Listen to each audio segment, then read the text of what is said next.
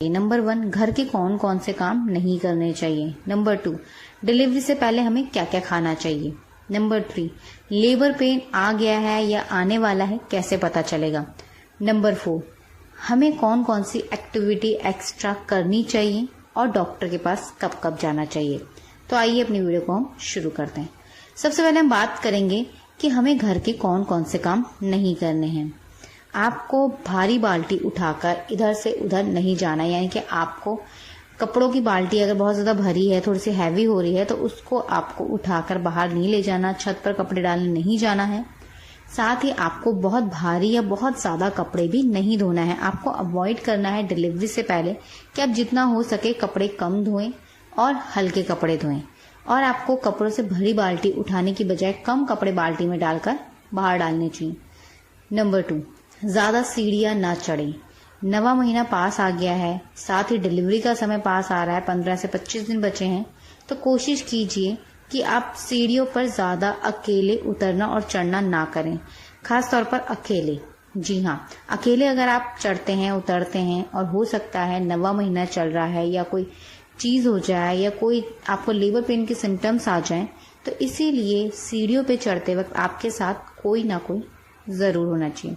Number 3, आपको आटा गूंदना भी अवॉइड करना चाहिए। बहुत ज्यादा आटा गूंदना या आटा गूंदते हुए जो प्रेशर होता है उसकी वजह से आपके शिशु गर्भनाल को फंसा सकता है, साथ ही आपके पेट में दर्द हो सकता है या कोई और कॉम्प्लिकेशंस पैदा हो सकते हैं।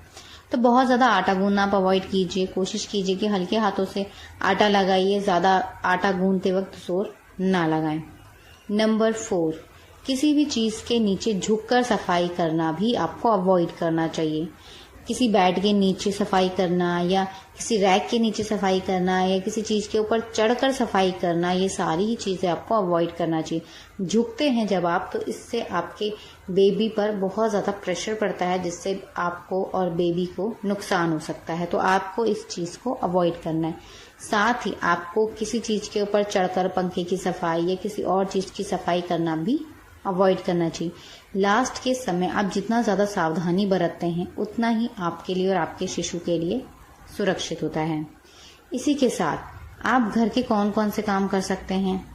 आप घर पर बैठकर झाड़ू लगा सकते हैं, मगर आपको झाड़ू भी बहुत ज्यादा नहीं लगाना, थोड़ा ही लगाना है, जिसको आपको बैठ के लगाना है, ताकि जब आप बैठ कर झाड़ू लगाते हैं तो इसको डक वॉक कहते हैं, जो आपकी डिलीवरी के समय आपकी हेल्प भी करती है। तो आपको बैठ कर झाड़ू लगाना है, पर ये नहीं कि आप 10 मिनट हो गए 15 मिनट हो गए आप झाड़ू ही लगाने में, तो बहुत अधिक झाड़ू भी नहीं लगाना। पोछा आपको वाइपर से मारना चाहिए। कोशिश करनी चाहिए हाथ से ना मारे, क्योंकि जब ज्यादा झुकेंगे आप पोछा मारने के लिए तो इससे भी पेट पर आपके प्रेशर पड़ेगा।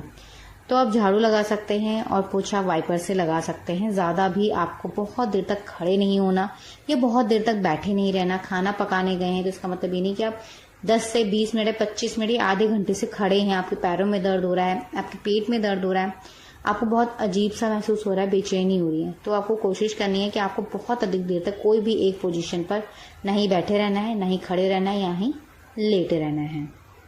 अब इसके साथ बात करते हैं कि आपको कितने घंटे की नींद देनी चाहिए। एक गर्भवती महिला का जब आखिरी समय चलता है, यानी कि नवा महीना चल रहा होता है, तब उनको ध्यान रखना चाहिए कि उनकी नींद भी प्रॉपर तरीके से पूरी हो। वो रात को सोने के साथ साथ दिन में 2 घंटे जरूर सोए, जिससे आपकी थकान उतर जाए, आपको चिड़चिड़ापन ना हो और आपको आराम भी मिले। इसी के साथ जब आप सोते हैं तो कोशिश कीजिए कि आप उल्टे हाथ की तरफ ही सोएं। ऐसा करने से बच्चे तक ऑक्सीजन सही मात्रा में पहुंचती है, आपका खाना अच्छे से डाइजेस्ट होता है और आपका ब्लड सर्कुलेशन भी अच्छे से फ्लो करता है। तो इस बात का आप विशेष ध्यान रखें। सोते वक्त अपने नीचे तकिया और पिलो जरूर रखें, पैर के बीच में, पेट के पास। बात करते हैं कि आपको खाना क्या क्या चाहिए। कोशिश कीजिए कि आप गर्म तासीर की चीजें खाएं। अगर मौसम गर्मियों का हो तो गर्म तासीर की चीजें जरूर लें, मगर कम मात्रा में लें।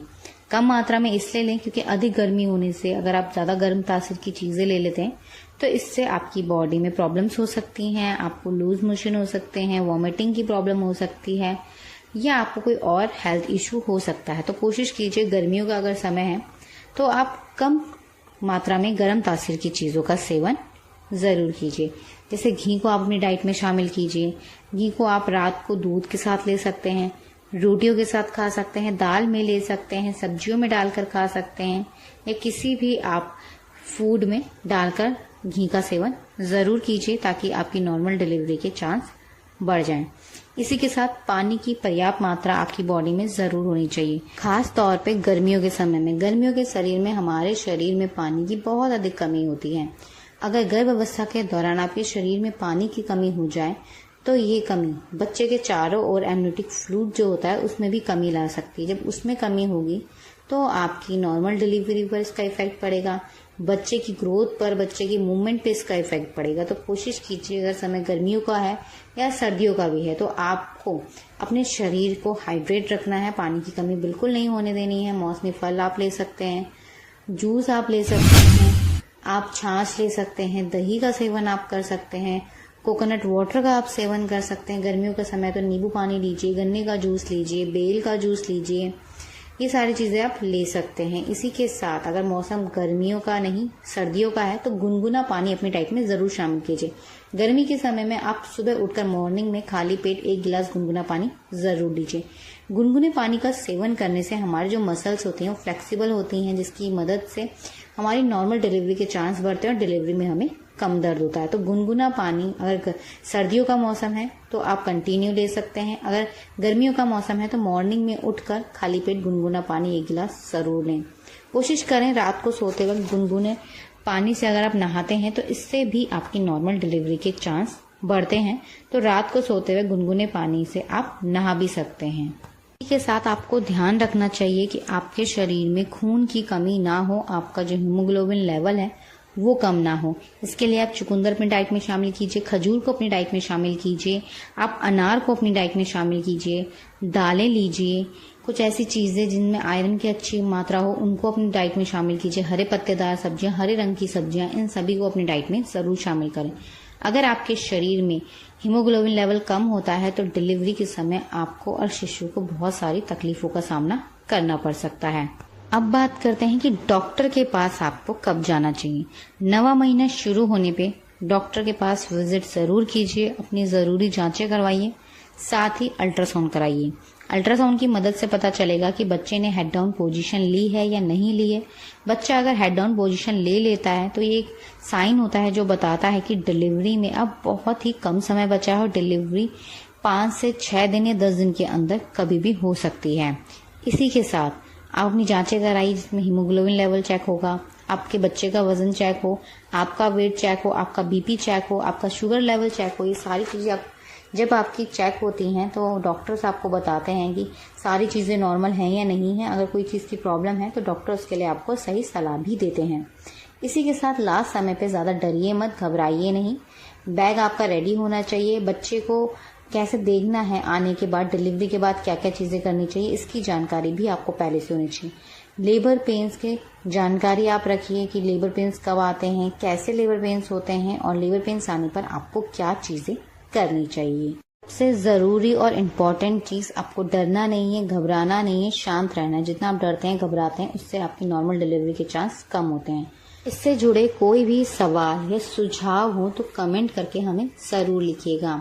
अगर आपको हमारी वीडियो पसंद आई हो तो लाइक जरूर कीजिए, साथ ही अपनी गर्भवती दोस्तों के साथ इस वीडियो को शेयर जरूर कीजिए।